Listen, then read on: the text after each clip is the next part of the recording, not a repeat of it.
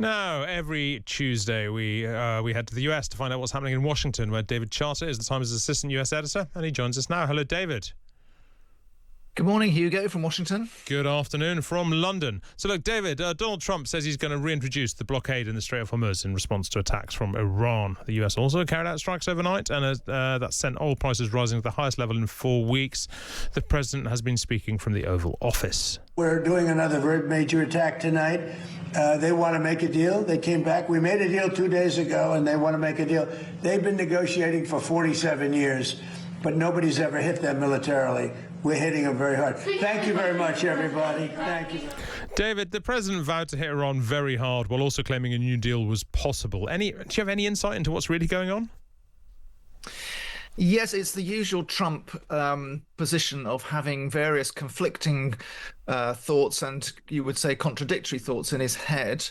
What seems to be going on is that he wants to reimpose the blockade because he actually thinks, or he's been told, that the economic pressure is what's going to finally bring Iran round to sign a deal and actually stick to it. So he was talking last night about how inflation has gone up to 300% in Iran, he said at one point. At another point, he said it was up to 350%. The usual Trump trouble with numbers, but you get the point that he's going to rely more on economic pressure, I think, than on the military once he's had a burst of bombing. Intriguingly, he's called the networks and said he wants to make a national address to the American people on Thursday night at 9 o'clock. This is likely to cover Iran and other things. He's got some other domestic priorities that he wants to talk about. But that seems to me an indication that he's preparing Americans for another period of inflation, actually, and he's going to insist that it's worth it. He's talked most recently about being the guardian of the Strait of Hormuz and imposing a 20% toll on shipping. All day we've been hearing from the old quotes from Marco Rubio saying that no nation can do that. How is that being received in the US? Well, it seems to be another one of Trump's tariff plays. You'll recall that he's called tariffs his favorite word in the dictionary, and then said he had to revise that because people said, well, isn't love your favorite word in the dictionary? But it does seem to be again another contradictory position, having called the Iranian plans to charge tolls illegal, and as you've heard from Marco Rubio, he's repeatedly said that's against international law. And the way it's been received by commentators, certainly over here, is an indication, firstly, that we are going to have to prepare for more inflation, because that will send up prices of goods and fuel around the world, but also an admission that it's costing America a lot. Trump is struggling to get through another bill with another enormous spending bill to replenish American weapons through Congress, not least because members of the Republican Party keep going missing. And this seems to be an admission that they need to get some cash from somewhere to pay for this. Yeah, indeed. Look, you've also been writing about the late Senator Lindsey Graham and how his death will impact Donald Trump's agenda. For those of us who just knew him really as a name from the American media, tell us a bit about Lindsey Graham and how important he was. Well, Lindsey Graham was a slightly strange character, but he was devoted to a number of causes, and he was actually rather well liked within the Senate itself, even though he had his enemies and detractors outside, because he was originally a big opponent of Trump who became a very big supporter, so much so that he became known as a Trump whisperer who often played golf with him and was able to convince him to do things that he otherwise wouldn't have done. The most notable thing on that is that he's a massive supporter of Ukraine. He just got back from Ukraine, his umpteenth visit to Kiev when he passed away on Saturday night.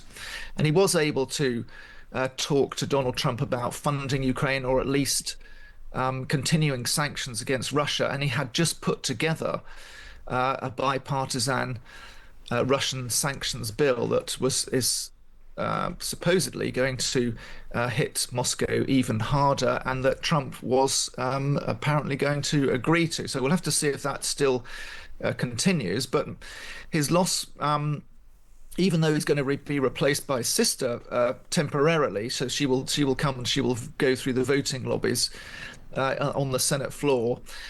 He's said to be rather irreplaceable at that consensus building, which is so absent nowadays in Congress.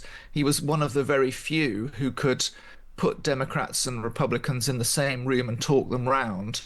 And that will be a loss for Congress being able to do its work, which it sadly struggles to do these days. What will his impact be on America's position as relates to Ukraine? Because he was, as you say, he was a very sort of influential voice on Ukraine. He's known as one of the last of the more traditional hawkish Republicans, and another one of those called Mitch McConnell, who's a little older. He's 84. He's been in hospital for a few weeks. And the internet was full of rumors that he was at death's door, if not gone through it. So, and he's issued a photograph of proof of life this week, which is still being called into account by all the conspiracy theorists online. They were the two sort of remaining main hawkish members of the Republican delegation in the Senate, and certainly Lindsey Graham's death is seen as contributing to the end of that era, that the isolationists are very much on the front foot, and that it's going to be harder for supporters of Ukraine to convince the administration to get behind President Zelensky, who they're very skeptical of. Donald Trump also says that Lindsey Graham was a key mover in the Save America Act. Tell us about that, what it means, and how it will be impacted. So this is legislation to tighten up the electoral system, to require all voters, to produce proof of citizenship in order to be registered on the electoral roll. It's very controversial and resisted by Democrats because they think that it will require such a high level of proof, like birth certificates, for example, that many citizens and especially immigrants who have come to the country and become naturalized will struggle to produce the documentation that is required in the act, and it will effectively boost the Republican vote, is the bottom line. Sure. Lindsey Graham was a big supporter of it. It was one of the ways, I think, that he kept in Trump's good books by proposing various amendments to even toughen it up and to add it to other bits of legislation in Congress to try and get it through that way. And that helped him with his Trump whispering on Ukraine, because he was so supportive of this thing that Trump has said, unless Congress passes it, there's no majority at the moment, he won't sign any other legislation at all, even if it means once again another budget crisis, and they begin to bankrupt the federal government. Finally, David, you've also got a story on Donald Trump's eldest sons, Donald Jr. and Eric. What have you been revealing? So this is a look at the enrichment of the Trump family. There's been a lot of focus on how Donald Trump's personal wealth has increased by over 165% to $6.3 billion during the first 18 months of his presidency. Well, the eldest boys, Donald Jr. and Eric Trump, haven't been doing too bad either. Eric Trump's net worth has increased tenfold to $400 million since his father won the election. And Donald Trump Jr.'s is up sixfold to $300 million. And a lot of that is due to the companies they have founded that's been investing in defense firms. And lo and behold, a dozen of these defense firms have been winning contracts and loans from the government, from the Department of War mainly, and their father's policies, such as an emphasis on building drones have very much helped the companies that they've been backing, and that we point out that the companies backed by the Suns have been awarded at least $3.2 billion in direct government business. Not bad. And there are no laws in America specifically preventing the family of the president from being awarded government contracts.